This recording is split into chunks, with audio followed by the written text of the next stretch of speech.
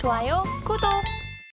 자, 지금 스튜디오에 최양호 인포스탁 데일리 기업정책연구원장 모셨습니다. 원장님 어서 오세요. 반갑습니다. 네. 원래 처서가 지나면 네. 뭐 날이 선선해진다는데 실제로 날이 선선해졌는데 반도체 시장은 뭐 벌써 겨울이다 이런 이야기들 나오고 있습니다. 또 반도체 겨울론이 다시 돌아왔습니다. 네. 뭐 자. 좀 이른 감이 있는 것 같기도 하고 제 입장에서는 아직 뭐 겨울까지는 아직 안 된 것 같은 그런 기분이 듭니다만은 그래도 보면은 뭐 10만 전자가 안 가고 또 낙폭 과대에 대한 그 기대들이 있었는데 주식적인 면으로 봐서는 조금 뭐 아직 겨울이 온 듯한 느낌이 좀 있습니다. 네. 자, 지금 정말 빠르게 뭐 반도체 시장에 대해서는 이런저런 말들이 많이 돌고 있는 상황인데 뭐 가장 큰 이야기는 글로벌 경기 침체 우려가 확산하면서 반도체 시장의 그렇죠. 업황 자체를 끌어내리고 있다. 뭐 이런 이야기들 들리고 있습니다. 그런데 경기 침체 우려라고 하는 게 뭐 반도체 산업에만 국한되는 게 아닐 텐데 네. 유독 지금 반도체 업황에 대한 이야기들이 참 많이 들리고 있습니다. 이 현재 세계 금융 시장의 상황이 반도체 업계에 좀 어떤 압박 요인으로 작용하고 있다고 보십니까? 그러니까 이게 이제 경기 침체에 대해서 어떤 우려감보다는 일단 전선을 미국과 중국이 신냉전의 전선을 갖다가 반도체를 최격전지로 이제 삼으면서 이게 이제 시작이 된 것 같고요. 그러다 보니까 이 신냉전이 계속 뭐 앞으로 되는 거 아니야? 이런 신호탄이 올라오니까 경제는 이거 뭐 요새 인플레도 많고 그러는데 이것도 이상하게 되는 거 아니야?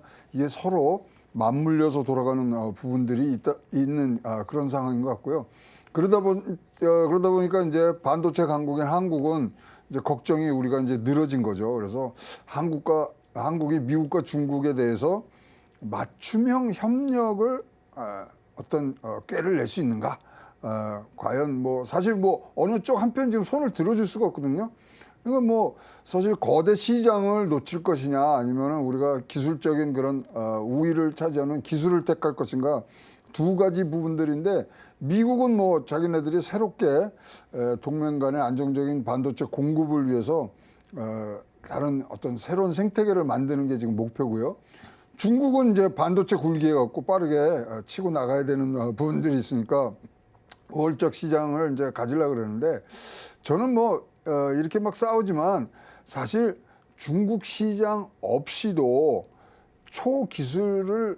초격차 가는 기술을 개발할 수 있어요. 근데 초격차 기술이 확보가 안 된 상태에서는 중국 시장도 없는 거예요. 그러니까 우리도 빠르게 초격차 기술을 확보를 해서 이런 시장 영향력을 지금 뭐 오롯이 강화해야 되고 이런 부분들은 지금 사실 우리 삼성전자의 어떤 주가 흐름이라든가 또 매도하는 부분들 보면 오롯이 국민적 관심사가 되고 있어요. 지금요 삼성전자가 이렇게 주가적으로는 굉장히 지금 뭐 강세를 띠지는 않고 있지 않습니까? 근데 작년 말하고 지금하고 비교하면요 506만 명에서 592만 명으로 85만 명이 더 늡니다.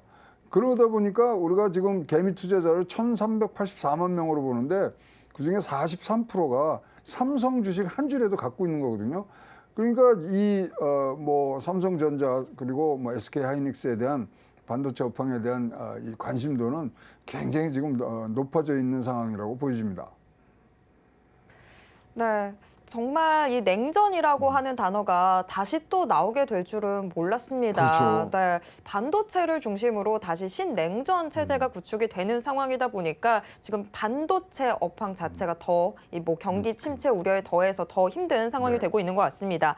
지금 뭐 말씀 중에도 삼성전자 이야기를 해주셨는데 정말 삼성전자 국민 주식이라는 그럼요. 이야기가 나오고 있습니다.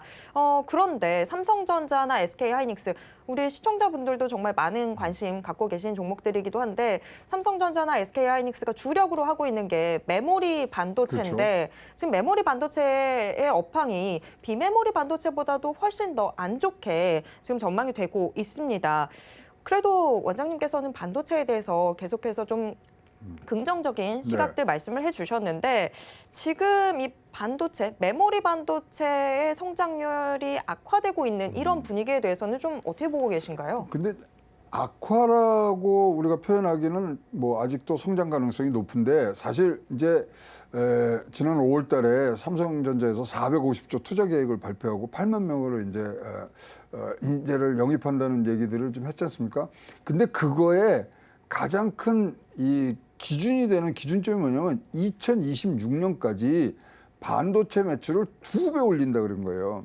그러려면 한 해에 15%씩 지금 성장을 해줘야 되거든요. 그런 것들을 다 알고 계신 투자자들께서 보시니까 야, 이거 10% 정도는 성장을 하겠는데 15% 어려운 거 아니야? 이런 생각들을 갖고 계시는 거죠. 그러니까 거기에 대해서 어떤 비관론적인 얘기가 나오고 합니다만은 지금 이제 그럼에도 불구하고 우리가 이 시장의 기대는 굉장히 큽니다.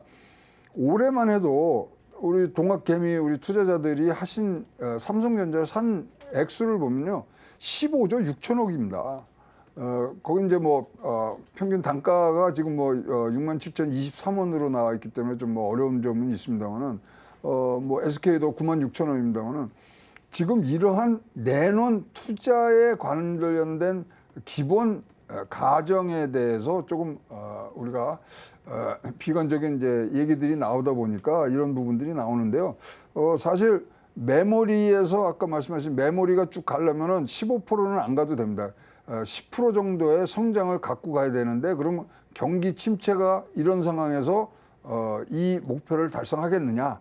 여기에 대한 지금 의문점들을 갖고 오고 그것이 또 돌아서 주가에 영향을 미치는 그런 구조가 지금 형성이 되고 있고요. 사실 걱정되는 건요. 2025년, 26년도에 지금 전 세계에서 반도체 공장이 31개가 지어지고 있습니다. 그러면 그것들이 다 지어지는 순간 이 뭐 반도체에는 겨울이 오는 그러니까 초과 공급이죠. 그때까지는 이 뭐 전체 공급망 재편이라든가 이런 것들을 생각했을 때 그렇게 뭐 나쁜 그런 전망을 우리가 갖고 있을 필요는 없다고 저는 뭐 개인적으로 생각하고 있습니다. 네, 뭐 지금 반도체 겨울이 온다라고 했던 이런 말들이 사실 작년부터 글로벌 투자은행들 중심으로 나왔었는데 실제로 오히려 작년에는 겨울이 안 왔다가 왔죠. 네. 지금 다시 좀 이야기가 나오고 있는 상황인데 네. 자, 어쨌거나 원장님께서는 그래도 좀 긍정적으로 시장 조망을 해주셨습니다. 그런데 지금 우리가 주력으로 삼고 있는 부분들이 반도체 안에서도 메모리 반도체인데 그렇죠. 비메모리 반도체는 그래도 좀 시장이 탄탄한 모습들 보여주는데 메모리 반도체는 지금 좀 이미 벌써 찬바람이 불고 있는 것 같아서 걱정입니다. 이 향후 국내 이 업체들이 글로벌 시장에서 좀 입지가 좁아질 가능성이나 이런 부분들은 걱정하지 않아도 될까요? 지금 이제 메모리 쪽을 보면은 사실 미국에서 생산 역량을 굉장히 높이려고 지금 하고 있는 부분들이 있거든요. 그래서 마이크론도 한다 그러고 뭐 웨스턴 디지털도 지금 뭐 가서 공장을 짓겠다고 이런 것들이 지금 사실 초과 공급에 대한 지금 우려들을 나타내고 있는데 이 부분들은 사실 우리가 이제 뭐 굉장히 초격차 기술로 이쪽을 커버를 한다면은 사실 쫓아올 수 있는 여력을 가진 다른 회사들은 없다고 보여집니다. 그래서 삼성과 SK 하이닉스가 D램 부분과 낸드 이쪽에서는 사실 뭐 압도적인 우위를 차지하는데 그 간격이 이제 좁아지는 부분들에 대해서 이제 걱정들을 이제 하시는 거고요. 이제 지역별로 분명히 이제 다른 공급망 체계를 갖고 가는데 삼성과 SK는 중국에도 또 공장이 있단 말이죠. 그럼 거기는 어떻게 할 거냐? 그다음에 지금 이제 미국이 이렇게 자신만만하게 어떤 반도체에 대해서 규제와 제한을 두고 있는 거는 사실 램 리서치나 어플라이드 머티리얼 같은 장비 업체들이 다 미국에 뭐 적을 두고 있는 회사들이기 때문에 그걸로 통제가 가능하다는 거죠. 그래서 지금 10나노까지 내려갔던 제한이 14나노로 올라갔어요. 지금 뭐 일각에서는 28나노까지 올린다 그러는데 28나노 올린다 그러면요. 우리가 매일 갖고 다니시는 핸드폰에 들어갈 수 있는 반도체는 어떠한 이유를 통해서라든지 신규로 중국에서 만들지 못하게 됩니다. 장비 부족으로. 그런 것들을 다 이제 생각을 우리가 이제 방정식에 넣어야 되는데요. 이것이 지금 한 뭉치로 지금 들어와서 마지막 계산을 해야 되는 게 칩4 동맹이라고 보여지고요. 고차 방정식 중에 고차 방정식이죠. 이거를 어떻게 풀어나가는지 우리가 봐야 되는데 사실 미국에서는 요번 주까지 답을 달라 그랬어요. 근데 아직 우리는 안 주고 있고요. 우리가 분명히 어떤 주거니 받거니 해야 되고 뭐 이런 거에 또 뭐 연장선상에서 또 정의선 회장이 지금 미국에 가서 우리 왜 전기차 이런 것들 뭐 왜 보조금에서 제외됐냐 뭐 얘기들 하는 이런 과정이 주거니 받거니 하는 과정들이 지금 계속되고 있기 때문에 이 부분들은 하여튼 뭐 좀 장기적으로 여러분들이 보셔야 되는데 450조의 반도체에 투자되는 투자들이 어떻게 돼가는가를 조금 살펴본 후에 여러분들도 뭐 시장에 적극 참여하시는 방향 나쁘지 않다고 생각합니다. 네, 지금 이야기해 주신 대로 좀 정리를 해본다면 그래도 뭐 삼성이나 국내 기업들이 초격차의 기술을 보유를 하고 있기 때문에 우리가 좀 마음을 안정적으로 봐도 될 것 같다라고 정리를 해볼 수 있을 것 같긴 한데 자, 그런데 원장님. 삼성이 초격차의 기술을 갖고 있다라는 게 네. 최근 들어서 뭐 3나노 그렇죠. 이런 반도체들 뭐 양산을 시작을 하고 이런 부분들이 더군다나 세계 최초로 게이트 올어라운드 기술을 적용하지 않았습니까? 그렇죠. 그런데 오히려 기존 기술인 핀팻 기술을 적용한 뭐 TSMC나 이런 다른 업체들에 비해서 우수한 고객사들을 확보하지 않고 있다라는 이야기들도 나오고 있는데 이런 부분을 걱정해야 되는 건 아닐까요? 양산이란 단어를 쓸 때는요, 팔 수 있는 고객사가 정해 있을 때 양산이라는 얘기를 합니다. 그래서 저희들은 3나노에 성공했다 그러면은 우리가 좀 뭐 무거운 마음을 가질 텐데 양산을 시작했다 그러면 이거는 판매처가 있는 다음에 쓰는 단어이기 때문에 지금 판매처가 된 것 같고요. 지금 뭐 잘 아시겠지만 중국의 YMTC 양츠 메모리에서 사실 낸드 프레시 같은 건 232단을 지금 개발을 성공했다고 그러거든요. 이게 4세대거든요. 그럼 다 쫓아온 거예요. 여기가 이제 128단 정도 하다가 지금 퀀텀 점프를 해서 232단을 갖고 지금 뭐 SK에서는 뭐 더 높은 268단까지 지금 가 있는 상태이기 때문에 지금 계속 이 격차를 지금 놔야 되는데 사실 이제 지금 3나노 뭐 우리 GA 양산 지금 딱 길목을 잡고 있는 게 잘 아시는 EUV 지금 뭐 장비 이 부분들이 지금 발목을 잡고 있는데 이번에 네덜란드 가서 뭐 회장하고 만나서 그다음에 하이엔드 EUV는 지금 수주를 한 거라고 지금 뭐 다들 알고 있고요. 지금 뭐 7나노 이하에서는 뭐 삼성하고 TMC밖에 이제 뭐 지금 기술을 갖고 있지 않기 때문에 누가 좋은 장비를 갖고 뭐 우선적으로 갖느냐의 싸움에서 요번에 유럽 방문해서 아주 독보적인 성과를 지금 내고 있다고 보여지고요. 이러한 싸움들이 계속되는 가운데서 계속 우위를 그러니까 아까 말씀드린 대로 우수한 초인류 격차가 나는 이런 기술이 없으면 중국 시장도 없는 거거든요. 그러니까 중국 시장을 바라보는 게 아니라 기술로서 이런 변곡점에 대응하는 부분들로 가야 되겠다고 보여집니다. 네, 양산이라는 말 자체에 이미 고객사가 좀 확보되어 있는 그런 상황이다라고 저희가 파악을 해볼 수 있을 것 같습니다. 그런데 좀 시각을 바꿔서 이번에는 좀 접근을 해보도록 하겠습니다. 메모리 반도체 시장의 업황 자체는 좀 어두워지고 있는 상황이긴 하지만 그래도 지금 비메모리 반도체 시장의 업황은 여전히 좀 견고하고 탄탄한 모습들 보여주고 있는 상황입니다. 그렇다 보니까 차라리 좀 반도체 소부장주 위주로 접근을 해보는 건 어떨까라는 생각도 들게 되는데요. 지금 뭐 정부도 소재, 부품, 장비에 이 자립화 를 조금 더 키우겠다라는 정책들도 계속 발표를 하고 있는 상황인데 그럼 반도체 소부장주는 투자 전략 어떤 식으로 잡아보면 좋을까요? 이거는 이제 이 반도체에는 투자하시는데 패턴이 있어요. 반도체 어떤 이제 투자 계획들이 나오면 이제 시작을 하는 이제 시작을 하시는데 제일 먼저 되는 데가 장비 업체입니다. 장비 업체가 이제 뭐 한 2년 전, 3년 전부터 이제 하고 그다음에 이제 크린룸 만드는데 그다음에 이제 소부장 뭐 이렇게 지금 가기 때문에 사실 지금은 소부장주에 뭐 어떤 비중을 많이 두시는 것보다 지금은 장비 업체들에 많이 두셔야 되고요. 사실 이제 소부장의 우리 이제 독립을 굉장히 우리가 이제 뭐 요망을 하고 요소수 사태 때 많이 이제 다쳤는데, 그래서 이제 중국에가 우리가 한 29%까지 뭐 이 의존도가 있었습니다. 근데 24%요. 근데 그게 일본께 떨어지면서 중국이 지금 29%까지 올라간 거예요.